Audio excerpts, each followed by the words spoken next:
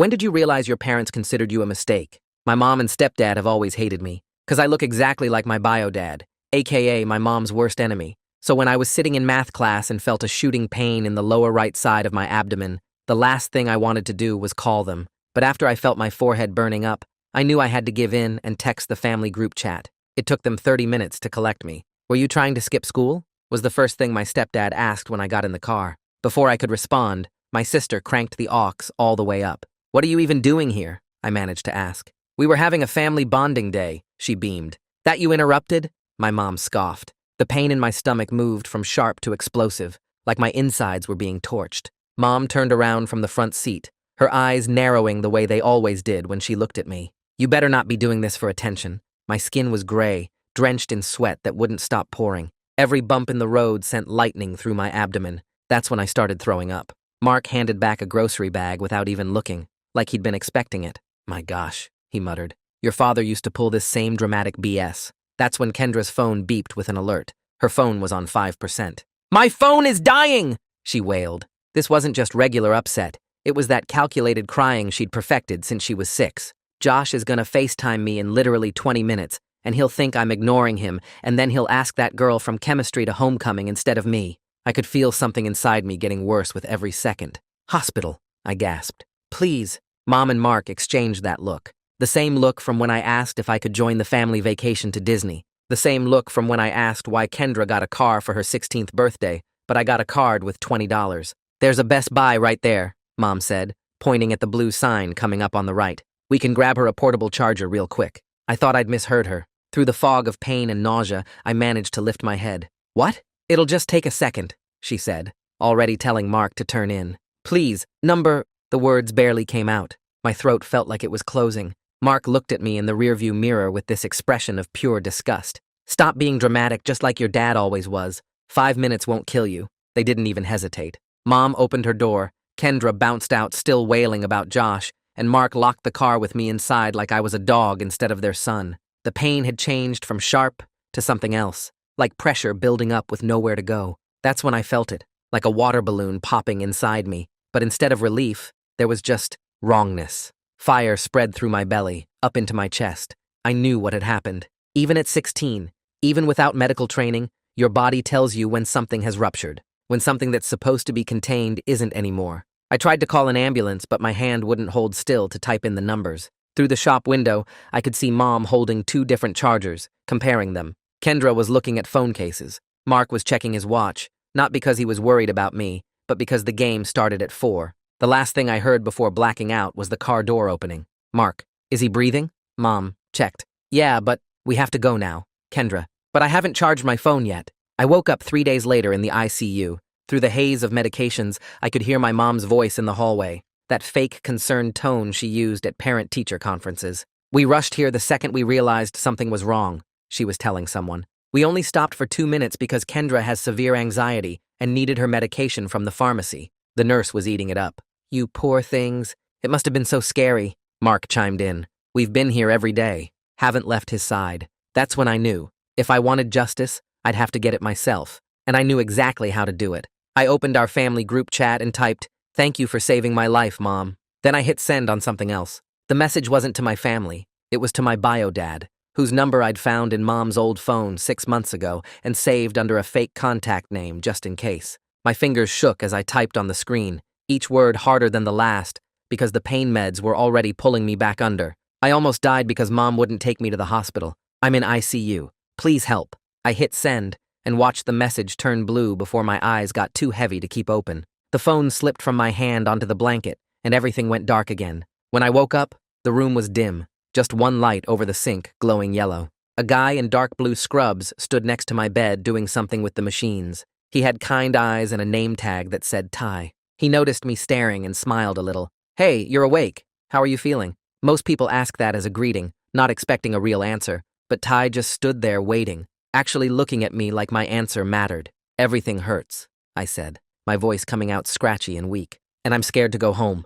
His expression changed right then. Not shocked exactly, more like something clicked into place. He pulled up the chair next to my bed and sat down so we were at eye level. "Can I ask you some questions about that?" I nodded. My throat felt tight, but I needed someone to know. The hospital takes patient safety really seriously, Ty said quietly. Would it be okay if I requested a social work consult for you? Someone who can help make sure you're safe and have what you need? Relief hit me so hard I almost started crying again. Someone actually cared enough to do something. Yes, I managed to say. Please. Ty squeezed my hand for just a second, then stood up and made some notes on his computer tablet. I'm putting that request in right now. Someone will come talk to you tomorrow morning. He checked my IV and adjusted something that made the aching in my stomach ease up a tiny bit. Try to get some rest. I'll be here all night if you need anything. I fell back asleep feeling safer than I had in years. The next morning, a woman with dark hair pulled back in a bun came into my room carrying a tablet and wearing a gentle smile. Her badge said, Valerie Burns, Social Services. She pulled the chair close to my bed and sat down. Good morning. I'm Valerie. The nursing staff asked me to come check on you and see how you're doing. Her voice was warm but professional, the kind that made you feel like you could tell her anything. Can you walk me through what happened before you got to the hospital? I told her everything. About texting the family group chat from math class when the pain started. About waiting 30 minutes for them to pick me up.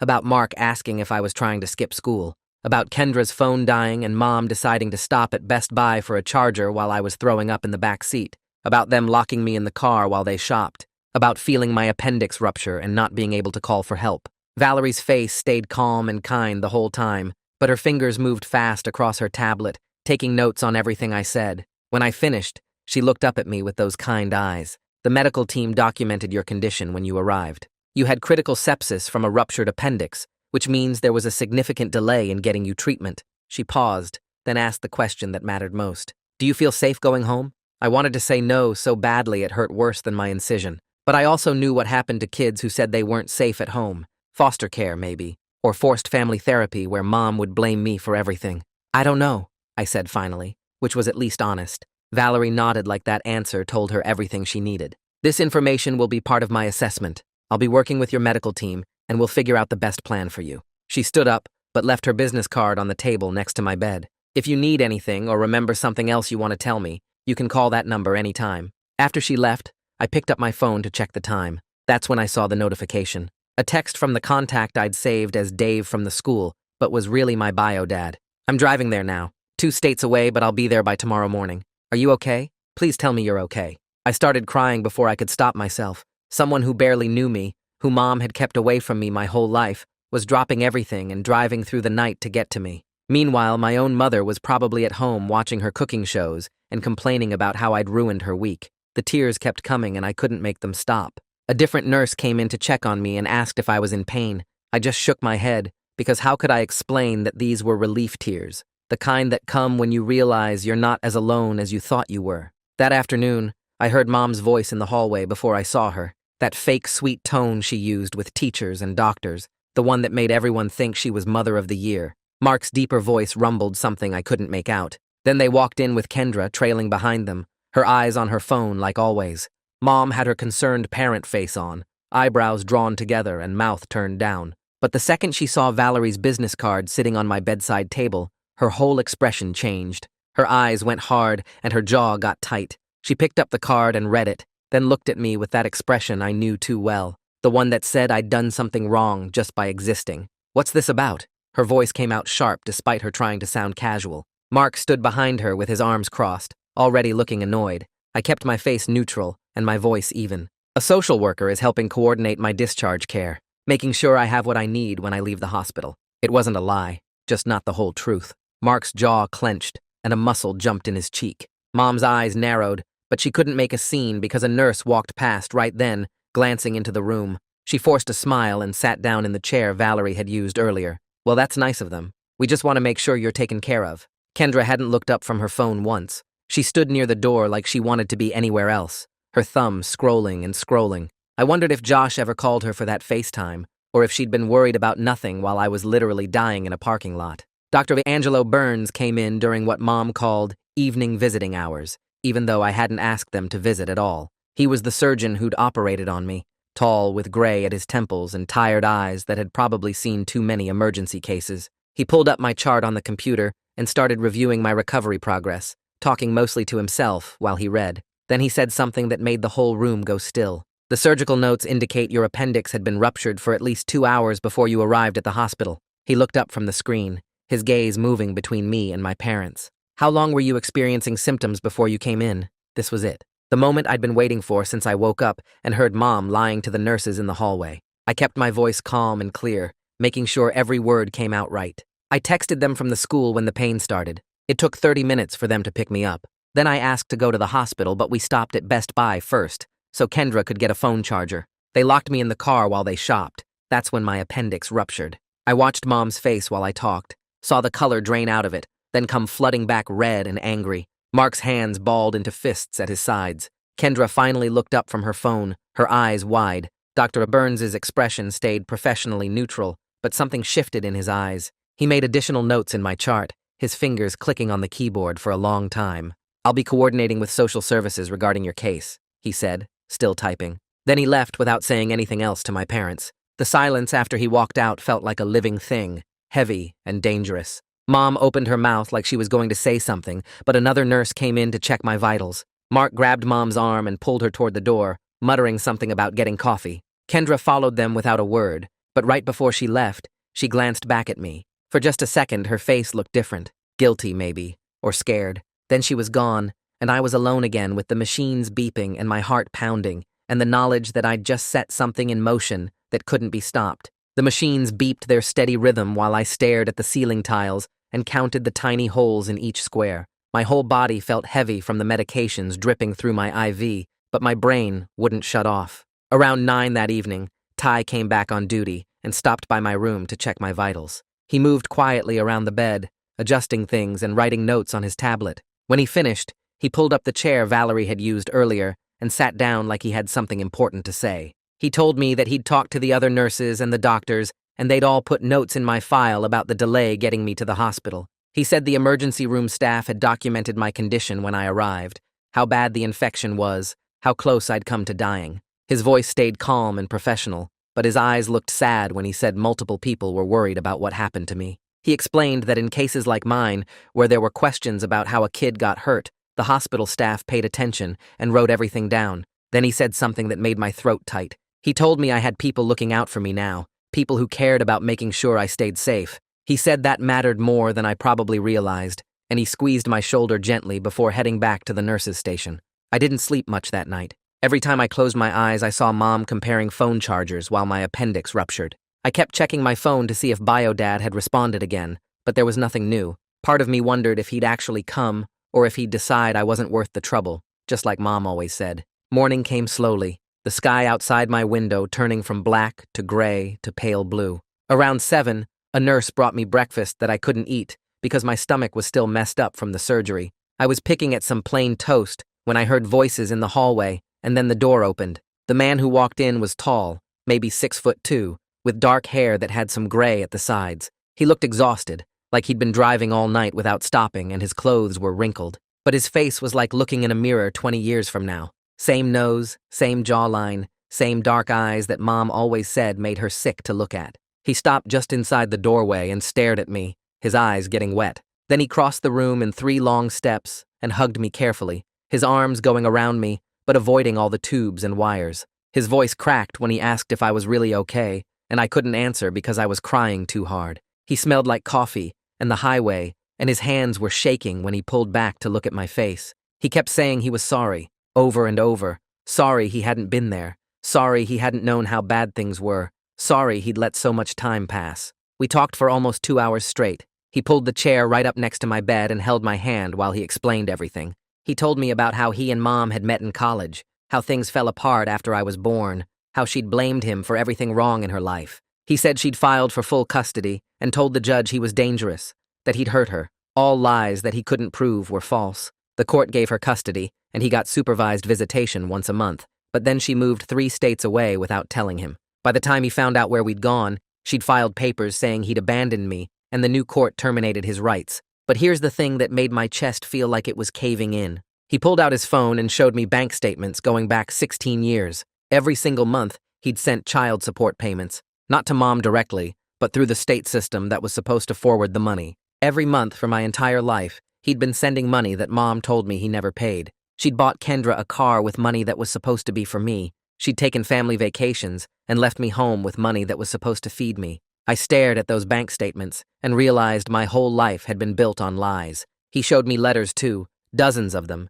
that he'd sent to Mom's address asking to see me. She'd never responded to a single one. He'd hired lawyers twice to try to get visitation rights back, but without proof of the lies, the courts wouldn't help him. He said finding me had been like finding a part of himself he thought was gone forever. Valerie came back around mid-morning and asked to speak with Bio-Dad privately. They left together, and I sat alone with my thoughts for 40 minutes that felt like hours. I could hear their voices in the hallway sometimes, serious and low. When they finally came back, Bio-Dad's whole posture had changed. He stood straighter, his jaw set in this determined way that reminded me of how I'd felt when I decided to tell Dr. Burns the truth. Valerie sat down and explained in her calm, professional voice that she and Bio-Dad had discussed options for my living situation after discharge. She said, given the documented concerns about the delay in my medical care and the questions about my safety at home, she was recommending that I not return to Mom's house right away. Bio-Dad had agreed to stay in town, and she was going to arrange for him to be my temporary guardian during my recovery. She used words like home evaluation and child protective services and family court, and each one felt like another brick in the wall I was building between me and Mom. Valerie said a CPS investigator would need to visit Mom's house and interview everyone, and that process would take some time. She promised she'd make sure I was safe while everything got sorted out, and the way she said it made me believe her. Bio-Dad reached over and took my hand again, and I held on tight. Mom showed up for afternoon visiting hours and found Bio-Dad sitting next to my bed. I watched her face go through about 5 different expressions in 2 seconds. Shock, then anger, then this fake pleasant look she used when other people were watching. She asked what he was doing here in this sweet voice that didn't match her eyes at all. Bio-Dad stood up and said he was visiting his son, and Mom's fake pleasant expression cracked. She started yelling about how he had no rights, how he'd abandoned me, how dare he show up now. Bio-Dad's voice stayed level when he pointed out that he'd been paying child support for 16 years and had bank statements to prove it. Mom's face went red, and she screamed that he was a liar, that the courts had terminated his rights, that she'd call security. 2 security guards actually did show up then, but not to remove Bio-Dad. They asked both of them to come to a private conference room to discuss things away from patient areas. Mom looked like she wanted to argue, but the guards weren't asking. They escorted both my parents out, leaving me alone with Mark and Kendra. The silence felt thick and uncomfortable. Mark stood by the window with his arms crossed, not looking at me. Kendra stayed near the door, her thumb scrolling on her phone like always. But then she glanced up, and our eyes met for just a second. Her voice came out quiet and small when she said she was sorry. She didn't look up from her phone when she said it, and I didn't know if she meant sorry for the Best Buy stop or sorry for 16 years of watching them treat me like garbage. Maybe both, maybe neither. Mark didn't say anything at all. 3 days crawled by with Bio-Dad staying at a hotel nearby and visiting every day during allowed hours. The doctors watched my recovery closely, checking my incision and blood work and making sure the infection was clearing up. Dr. Burns came by on the 4th day after I'd woken up and said I was healing well enough to go home. He gave me a whole list of instructions about wound care, keeping the incision clean and dry, watching for signs of infection. He wrote prescriptions for pain medication and antibiotics and explained the activity restrictions. No heavy lifting, no running or jumping, no gym class for at least 4 weeks. He talked about diet too, starting with small, bland meals and slowly adding foods back in. Then Valerie showed up with discharge papers and a plan. She'd arranged everything with Bio-Dad and the hospital social work department. Instead of going back to Mom's house, I'd be staying with Bio-Dad at his hotel for now. She said it was about making sure I got proper post-surgical care and supervision during recovery, but we all knew it was about keeping me away from Mom. She used official words like adequate support and medical supervision needs, writing everything down in her reports. Mom would get copies of all the paperwork, Valerie explained, and she'd have the right to object through proper legal channels. But for now, this was what was happening. Mom did object, loudly and immediately. She showed up as I was getting dressed to leave and started threatening legal action. She said Bio-Dad had no custody rights, that she'd sue the hospital, that she'd call the police. Bio-Dad stayed completely calm while she yelled. His voice came out steady and reasonable when he pointed out that he'd been paying child support for 16 years without any visitation, that he had legitimate concerns about my safety based on what happened, and that the hospital social worker's report supported his position. He said the medical documentation showing the delay in treatment was pretty clear, and maybe she should talk to her lawyer before making threats. Mom's face went purple, and she looked like she might actually hit him. A nurse stepped between them and suggested Mom leave before security got involved again. Mark pulled her toward the door while she kept yelling about how this wasn't over, how she'd fight this, how I was manipulated. I sat on the edge of the hospital bed in the clothes bio Dad had brought me and watched my mother walk away, still screaming. Kendra trailed behind them, looking at the floor. The hotel room bio Dad had rented wasn't fancy, but it was clean and quiet. 2 double beds with blue comforters, a small table by the window, a TV mounted on the wall. He'd already been there that morning and stocked the mini fridge with ginger ale and crackers and plain bread, all things Valerie had said would be easy on my stomach. He helped me get settled on the bed closest to the bathroom, propping pillows behind me and making sure I was comfortable. Then he set up all my medications on the nightstand with his phone alarm system, programming in reminders for each dose.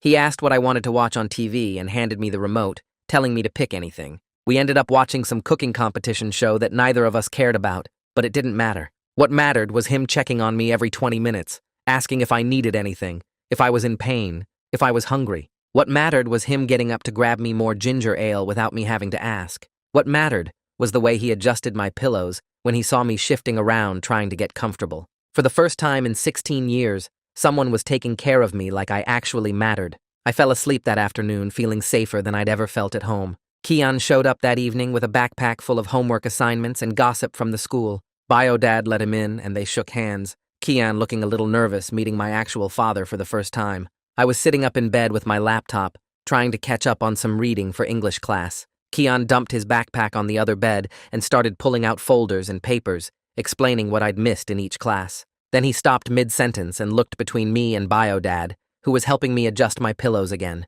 Kian's eyes went wide, and he leaned closer to me, his voice dropping to a whisper. He asked if this was my actual dad, his tone full of surprise and something else, maybe relief. When I nodded, Kian's whole face broke into this huge grin. He said it was about damn time something good happened to me. Bio Dad laughed and offered to order pizza for dinner, asking Kian what toppings he liked. We spent the next 2 hours eating carefully bland food for me while they had pizza, Kian catching me up on all the school drama and treating the situation like it was completely normal. Like having my bio dad suddenly in my life wasn't this massive weird thing. His casual acceptance of it made everything feel more real and less scary. Valerie had suggested I keep a journal documenting everything during my recovery. She said it would help if there were any questions later about the level of care I was getting. So over the next few days, I wrote down everything. How bio dad checked my incision twice every day, looking for redness or swelling or any signs of infection. How he made sure I took my medications exactly on schedule, never letting me skip a dose even when I said I felt fine. How he made me small, bland meals even though they were boring, because that's what the doctor ordered. How he asked me constantly how I was feeling, if I needed anything, if the pain was getting worse. I wrote about him doing my laundry at the hotel laundromat and buying me new clothes because I'd only had what Mom packed. I documented him setting up a tutoring schedule so I wouldn't fall behind in the school and researching the best doctors for follow-up care. Every entry in that journal showed the same thing. Bio Dad treated me like I was important, like my health and safety and future actually mattered. The contrast to my entire life before was so sharp it hurt almost as much as the surgery had. Reading back through those entries, I could see exactly what Valerie had wanted me to see, the difference between neglect and actual parenting, written out in my own words that no one could argue with. A week later, a thick envelope arrived at the hotel addressed to Bio Dad. He opened it at the small desk while I was doing homework on my bed, and I watched his jaw tighten as he read. Mom's lawyer had sent a formal demand letter insisting I return home immediately, claiming Bio Dad had no legal right to keep me. Bio Dad made 3 phone calls that afternoon. His lawyer requested copies of all my medical records from the hospital, asked Valerie to write an official report about her concerns, and filed something called an emergency custody modification petition with the family court. 2 days after that, another letter came. This one had a court seal on it. The judge had ordered a temporary hearing in exactly 2 weeks to determine where I should live while the full custody case got sorted out. Bio Dad showed me the letter and asked if I was okay with this, if I really wanted to go through with legal action against my own mother.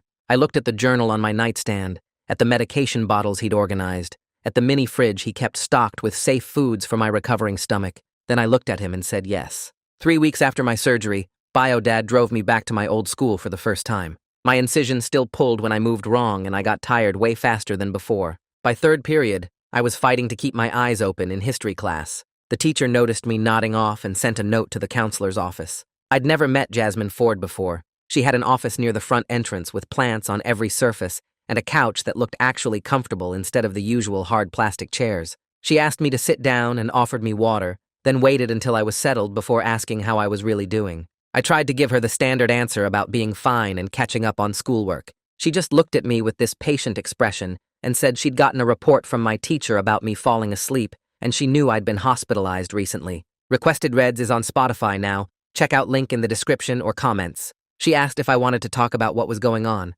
Something about the way she asked, without pushing or judging, made everything spill out. I told her about the appendix rupture and the Best Buy stop while I was dying in the back seat. I told her about waking up in the ICU and hearing Mom lie to the nurses about what happened. I told her about Bio-Dad showing up and how I'd never felt safer in my life than I did staying with him at that hotel. I told her about the custody battle starting and how scared I was that the judge might make me go back to Mom's house. Jasmine listened to everything without interrupting once. When I finally stopped talking, she was quiet for a minute. Then she explained that she was what's called a mandatory reporter, which meant if she heard about a child being hurt or neglected, she had to report it to the authorities. She asked if I would give her permission to write down everything I'd just told her and include it in the court case. I said yes immediately. Jasmine called Valerie that same day. I know because Valerie texted Bio-Dad about it that evening, saying it was really helpful to have school staff backing up her concerns. Having a counselor from my actual school confirm that I'd been neglected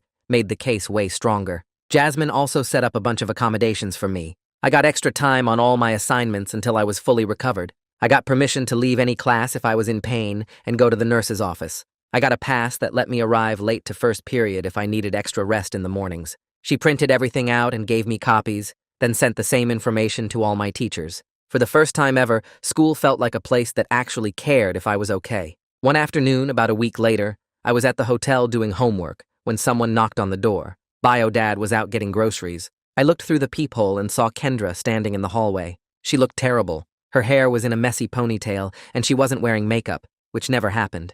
I opened the door, and she just stood there for a second before asking if she could come in. We sat on opposite beds, and she stared at her hands. Then she said she'd been thinking about the Best Buy stop constantly, like every single day since it happened. She said she kept seeing me in the back seat turning gray while she cried about her phone charging. She said she realized I could have actually died while she was looking at phone cases. She looked up at me with red eyes and asked if I hated her. I didn't know how to answer that. Part of me wanted to say yes, to make her feel as bad as I'd felt my whole life. But another part of me knew she was 17 and had been raised by the same parents who taught her that her problems mattered more than my life. I told Kendra I was angry at all of them. At her for being so selfish, at Mom for hating me, at Mark for treating me like garbage. But I also told her I understood she was just a kid who'd been raised in a really messed up environment. I said Mom and Mark had spent our entire lives teaching her that she was more important than me, so of course she believed it. That wasn't totally her fault. Kendra started crying, but it wasn't her usual fake dramatic crying.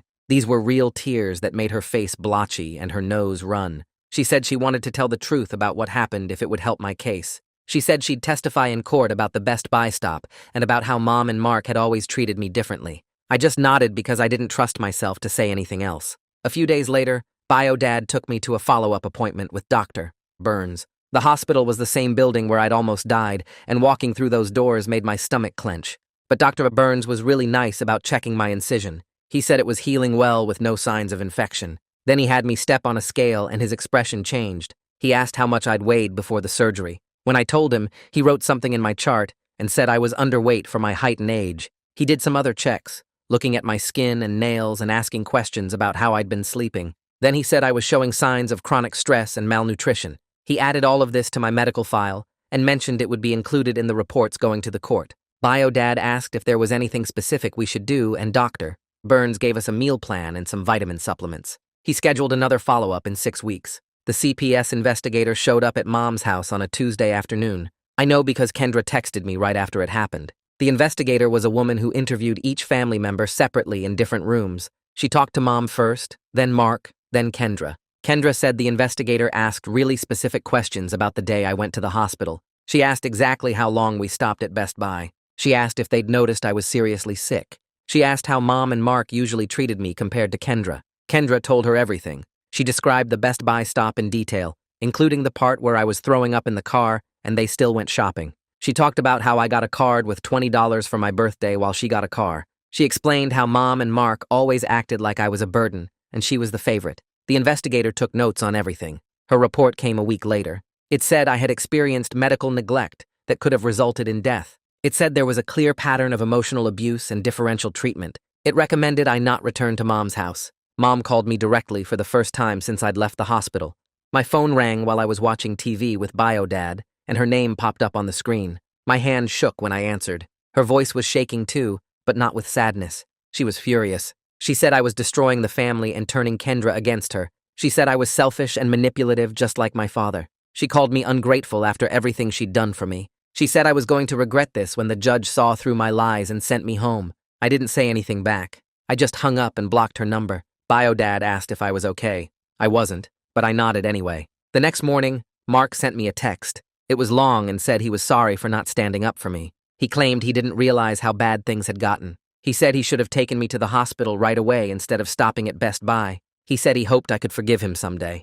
BioDad was reading over my shoulder while I stared at the message. He made this snorting sound and said, "Adults don't get credit for ignoring child abuse." He said Mark had 16 years to notice how they treated me and chose not to care until there were legal consequences. I didn't respond to the message. I just deleted it and put my phone away. The custody hearing happened 5 weeks later in a courthouse that smelled like old wood and floor cleaner. BioDad and I sat at a table on the left side, while Mom, Mark, and their lawyer sat on the right. Kendra was out in the hallway waiting to testify.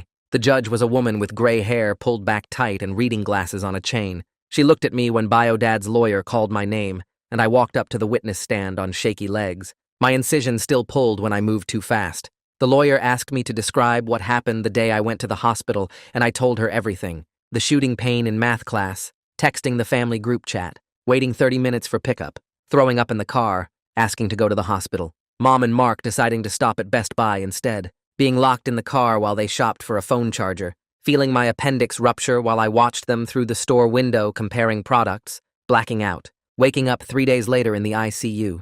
The lawyer asked how my family usually treated me compared to Kendra, and I explained the differential treatment. The Disney vacation I wasn't invited to. The car Kendra got for her 16th birthday while I got a card with $20. How Mom always looked at me with this expression like I disgusted her. How Mark called me dramatic whenever I was sick or hurt. The judge took notes and asked me directly if I felt safe with BioDad.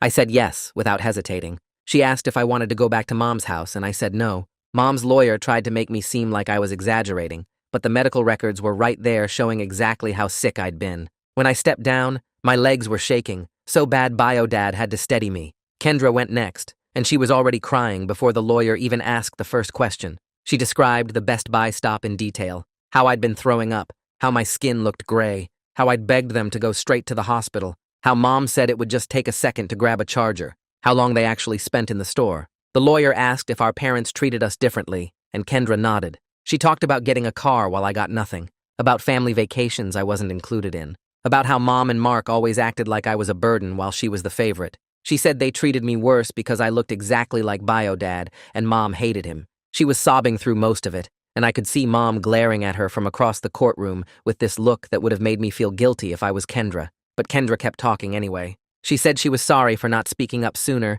and that she should have called an ambulance herself that day. When she finished, Mom's lawyer tried to make it seem like Kendra was just a dramatic teenager, but the judge looked skeptical. Dr. Burns testified after lunch. He brought my medical file and explained my condition when I arrived at the emergency room. Critical sepsis from a ruptured appendix, severe dehydration, dangerously high fever, blood pressure dropping. He said another 30 minutes of delay could have been fatal. The lawyer asked how long my appendix had been ruptured before I got to the hospital, and he said at least 2 hours based on the level of infection. He described the emergency surgery and the 3 days I spent in a coma. Then he talked about the implications of the treatment delay. He said stopping for a phone charger when a child is showing clear signs of a medical emergency demonstrated reckless disregard for my welfare. Mom's lawyer tried to argue that they didn't know how serious it was, but Dr. Burns shut that down. He said I was vomiting, sweating, gray, and in obvious severe pain. Any reasonable adult would have gone straight to the hospital. The judge asked if there was any medical justification for the delay,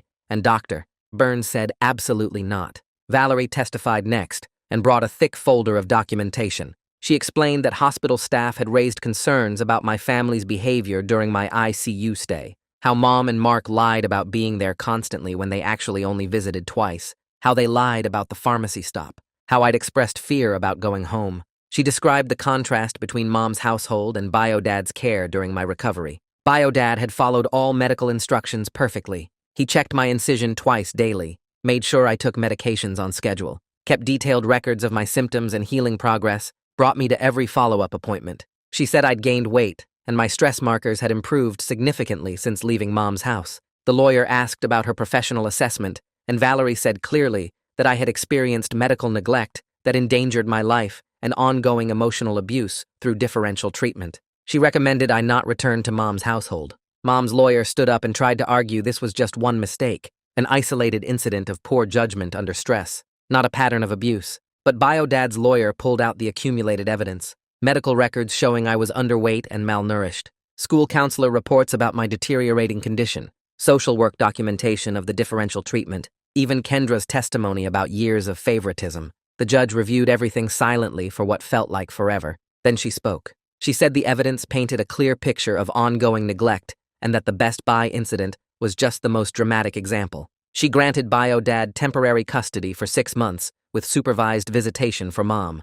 She ordered family therapy for Mom, Mark, and Kendra, individual therapy for me, another hearing in 6 months to review the situation. Mom stood up so fast her chair scraped loud against the floor. She walked out without looking at me, and Mark followed right behind her. Kendra stayed sitting for a minute, looking lost before getting up slowly. BioDad squeezed my shoulder, and I realized I was crying, but not sad crying, relief crying. That weekend, BioDad and I loaded my stuff into his car and drove 2 states away to his house. It took 6 hours, and we stopped twice for food and bathroom breaks. When we pulled into the driveway, I saw a small 3-bedroom ranch with white siding and a big yard. BioDad led me inside and down the hallway to the 3rd bedroom. He opened the door, and I just stood there staring. There was a new bed with a blue comforter, a desk with a lamp and a cup full of pens, a bookshelf already assembled against one wall, curtains on the window, a rug on the floor. Everything was new and clean and set up specifically for me. No one had ever made space for me like this before. I started crying again, and BioDad hugged me. He said this was my room, and I could decorate it however I wanted. Make it mine. I couldn't even talk.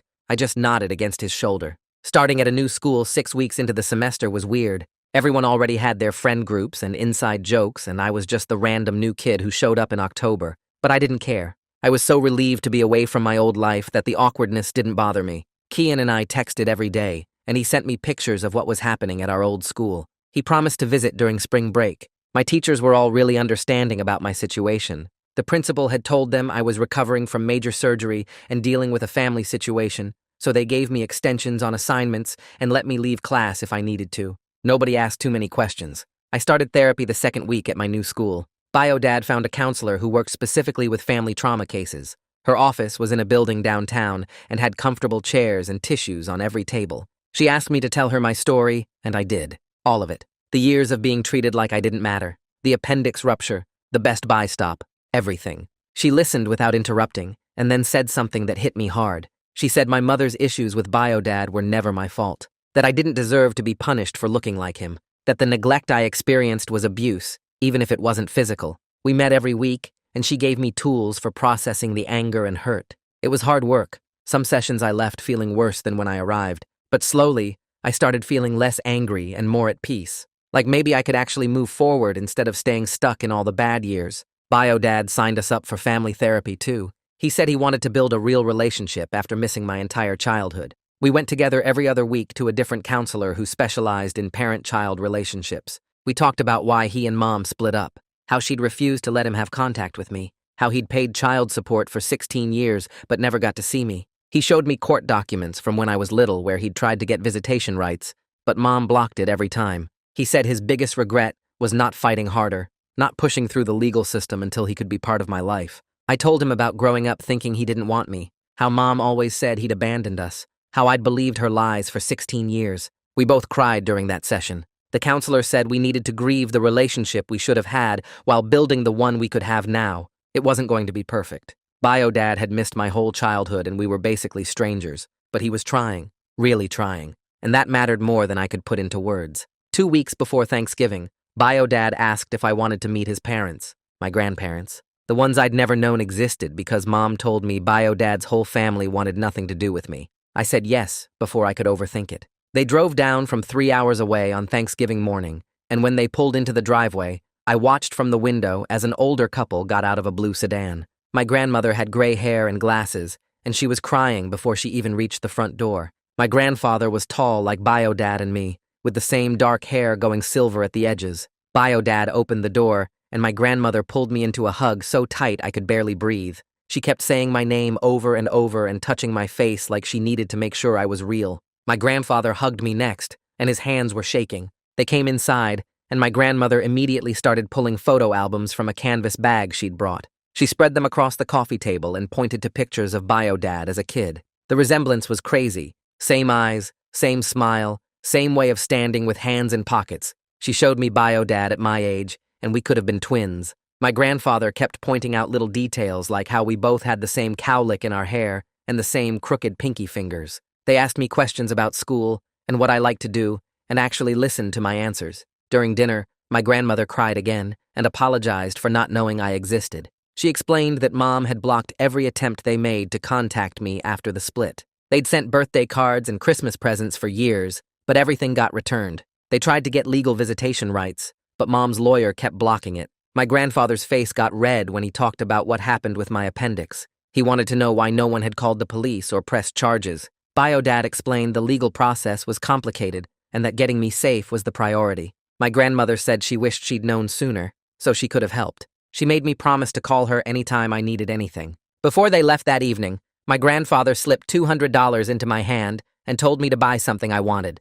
My grandmother hugged me again and said they'd be back for Christmas. Kendra called me in early December. Her name popped up on my phone and I almost didn't answer, but something made me pick up. She asked if we could talk and her voice sounded different, less bratty, more tired. She said she'd started therapy after everything that happened and was working through a lot of stuff about Mom and Mark. We talked for over an hour. She brought up things from our childhood I'd tried to forget, how Mom would make her favorite meals but tell me we were out of groceries, how she got new clothes for school but I wore the same stuff from last year, how they took her to the movies but left me home alone. She said she used to think it was normal because that's how it always was, but her therapist helped her see it wasn't okay, that she'd been taught to see me as less important, and she'd gone along with it without questioning. She cried on the phone and apologized for the Best Buy stop, for not speaking up in the car when I was literally dying, for caring more about her phone than my life. I didn't know what to say at first. I told her I wasn't ready to forgive Mom and Mark. Maybe I never would be, but I didn't hate her. She was raised in the same messed up house I was, just from the other side. She got the favoritism, and I got the neglect, and both of us got damaged by it. She said she understood and didn't expect me to forgive her right away. Then she told me she was planning to go to college as far from home as possible. She'd applied to schools in other states and was hoping for scholarships. She couldn't stay in that house anymore now that she saw it clearly. The 6-month custody review got scheduled for late March. My therapist submitted a report about my progress that Bio-dad let me read. She wrote that I showed significant improvement in mental health since leaving Mom's house, that I was more open in sessions, less guarded, sleeping better, eating regularly. She noted I'd gained 12 pounds since moving in with Bio-dad, and my stress levels had gone down. Dr. Burns sent updated medical records showing my surgical site had healed perfectly and my overall health markers had gotten way better. My blood pressure was normal now. The chronic headaches I used to get were gone. Bio-dad's lawyer put together a huge file of evidence. Stable housing with my own bedroom, perfect school attendance since transferring, report cards showing my grades went from C's and D's to A's and B's, letters from my therapist, my school counselor, even my grandparents, photos of my room and the house, bank statements showing Bio-dad's steady income and child support payments he'd made for 16 years, a timeline of every doctor's appointment and therapy session since I moved in. Mom's lawyer had a lot less to work with. She'd completed some therapy sessions, but her therapist's report was pretty basic. It said she was working on processing the custody situation, but didn't show much insight into her behavior. There was no mention of her acknowledging the neglect or taking responsibility for the Best Buy stop. The hearing happened on a cold Tuesday morning in late March. Bio-dad drove us to the courthouse, and my grandparents met us in the parking lot. Inside the courtroom, I sat at a table with Bio-dad and his lawyer. Mom sat across the aisle with her lawyer. Mark was there too, but Kendra wasn't. The judge was a woman in her 50s with short gray hair and reading glasses. She reviewed all the submitted documents first, taking her time with each report. Then she asked to hear testimony. Bio-dad's lawyer called me up first. I walked to the witness stand and swore to tell the truth. This time I felt different from the temporary hearing, more confident, more sure. The lawyer asked me to describe my living situation with biological father. I explained that I had my own room that I decorated how I wanted, that Bio-dad made sure I ate 3 meals a day and had clean clothes and got to the school on time, that he took me to all my doctor appointments and therapy sessions, that he helped with homework and asked about my day, that I felt safe there, The lawyer asked about my health and I said I'd gained weight and didn't get headaches anymore, that I slept through the night now without nightmares. The judge asked me directly if I wanted to return to my mother's house. I looked right at her and said no. She asked if I'd be willing to have visits with Mom eventually, and I said honestly, I didn't know. Maybe someday, but not now. Mom's lawyer tried to ask me questions about missing my family and my old school, but I just kept saying I was happier now, healthier now, safer now. The judge took a 15-minute break to review everything. When she came back, she said she'd made her decision. She granted Bio-Dad full legal and physical custody. She said that at 16, my preferences carried a lot of weight, and it was clear I was thriving in his care. She noted that Mom had failed to acknowledge the seriousness of her neglect, and that made her think it could happen again. The medical evidence of delayed treatment was really concerning to her. She said I could have contact with Mom if and when I chose to, but there would be no forced visitation. Mom could petition for supervised visits in the future if she completed more therapy and showed real progress. But for now, I got to stay with Bio-Dad permanently. Mom's face went red, and she got up and walked out before the judge even finished talking. Mark stayed in his seat looking at the floor. Bio-Dad squeezed my shoulder, and my grandparents were crying happy tears behind us. The lawyer shook Bio-Dad's hand and told him congratulations. We signed some papers, and then we left. Mom didn't attend the final part of the hearing when the judge signed the official custody order. She just sent her lawyer. Mark was there in the back row, but he didn't try to talk to me or even look at me. After we left the courthouse, Kendra texted me. She said Mom was at home devastated and crying, that she was blaming Bio-Dad and the lawyers and the judge and everyone except herself, that she kept saying I'd been turned against her and poisoned by Bio-Dad's family. Kendra said she tried to tell Mom that none of this would have happened if she'd just taken me to the hospital that day, but Mom wouldn't hear it. I texted back that I was sorry Kendra had to deal with that it wasn't her job to make Mom see reality. Kendra said she was counting down the days until she could leave for college. I felt sad reading her messages, but I didn't feel guilty.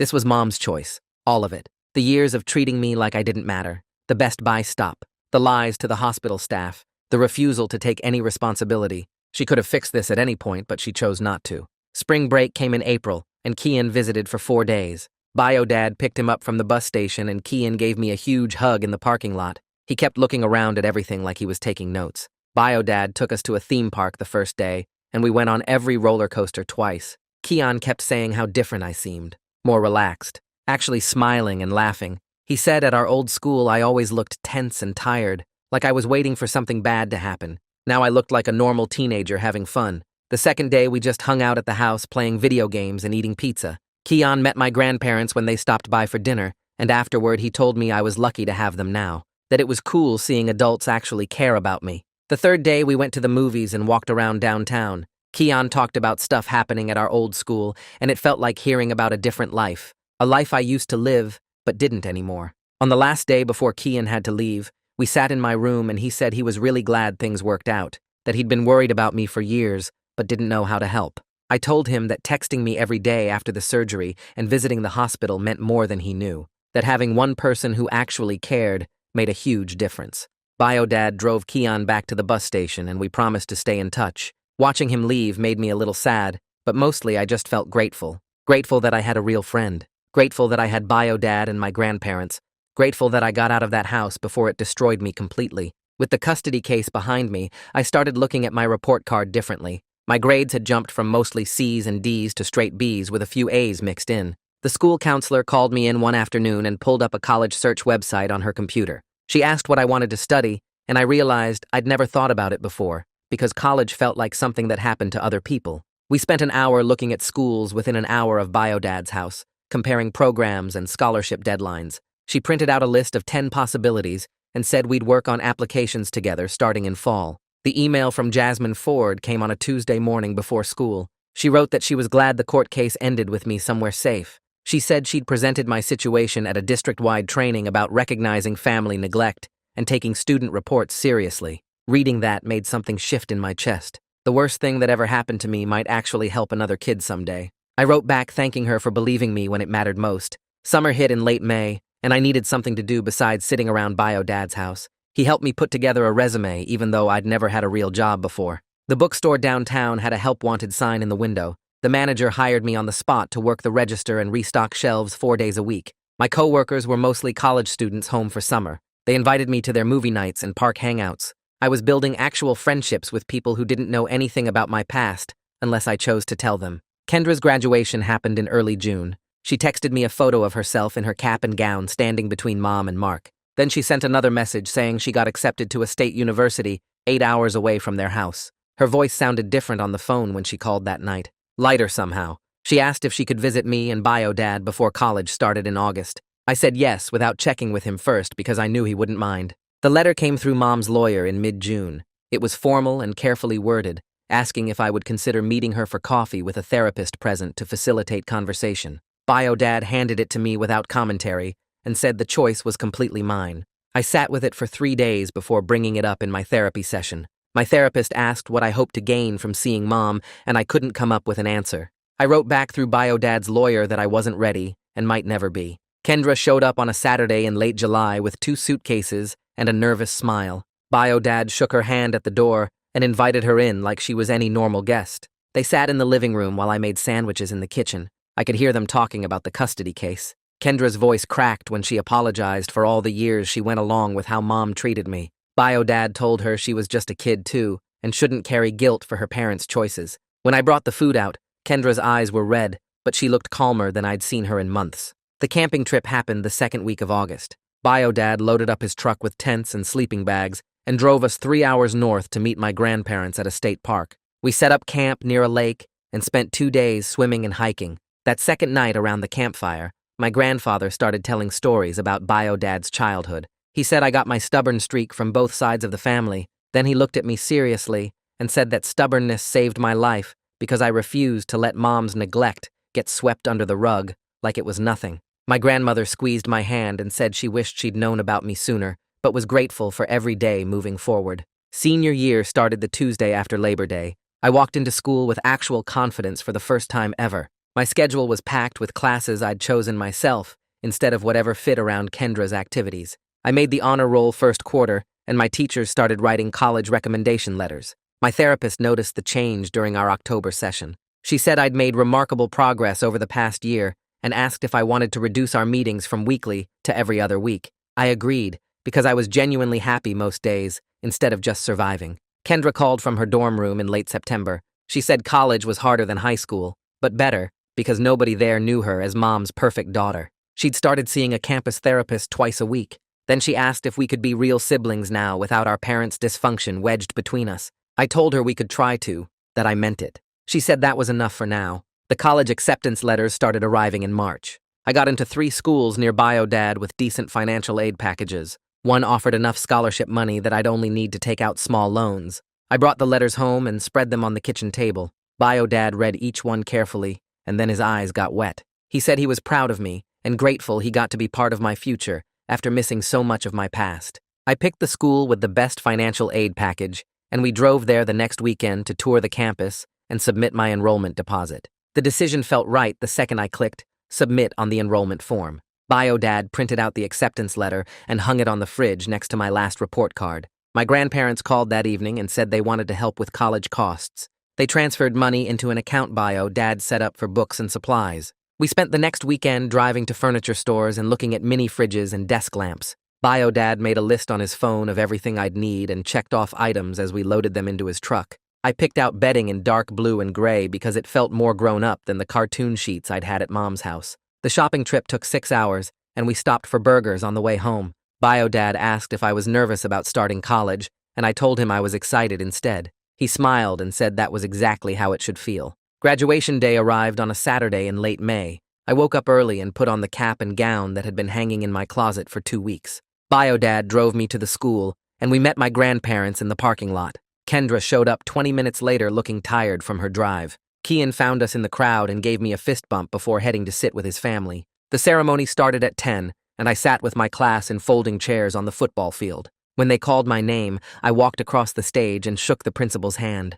I could hear Kian yelling from the bleachers and saw Bio Dad standing up to take pictures. Mom and Mark weren't there because I never sent them an invitation. I didn't feel bad about it. This day belonged to the people who actually showed up for me. After the ceremony, we took photos by the school sign and went out for lunch at a steakhouse. My grandmother kept touching my arm like she needed to make sure I was real. Summer started the Monday after graduation, and I got hired at a bookstore near Bio Dad's house. I worked 40 hours a week shelving books and running the register. The paychecks went into my college account, and I watched the balance grow every 2 weeks. On weekends, Bio Dad and I fell into routines that felt normal instead of forced. Friday nights, we ordered pizza and watched movies on the couch. Sunday mornings, he made pancakes with chocolate chips, and we ate them while reading the newspaper. Most evenings, we took his dog for walks around the neighborhood. These simple things meant more than any big gesture because they were consistent and real. Moving day came on a humid August morning. Bio Dad loaded boxes into his truck while I did a final check of my room. We drove 40 minutes to campus and parked outside my dorm building. It took 3 trips to carry everything upstairs to my room on the 2nd floor. Bio Dad helped me set up the bed and arrange my desk by the window. When everything was unpacked, he stood in the doorway looking around. He hugged me and said he was sorry for missing so many years, but grateful for every day moving forward. I told him he saved my life by showing up at that hospital. We both knew it was true. I finally had a real family and a future worth living for. That's my side of the story. Now I want to hear yours, because everyone sees things differently. Drop your thoughts in the comments. I'll be reading through them later.